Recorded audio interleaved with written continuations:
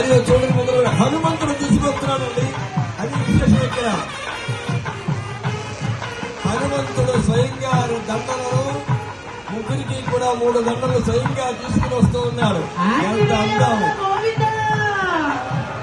ఎంత ముచ్చట, ఎంత అందం, ఎంత ఆనందం. హనుమంతుడు ఆ రామయ్యకిగా ఈనాడు వెంకటేశ్వరుడిగా అవతరించాడు. అదే రంగుతో, అదే రూపుతో ఆ స్వామి ఆనాటి ఆ అయోధ్య వాసుడే ఈనాడు వాడపల్లి వాసుడుగా విజయం చేశాడు.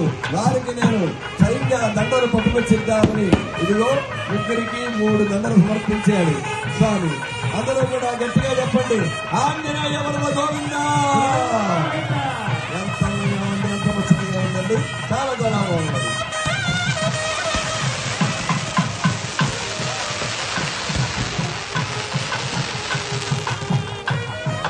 గోవిందా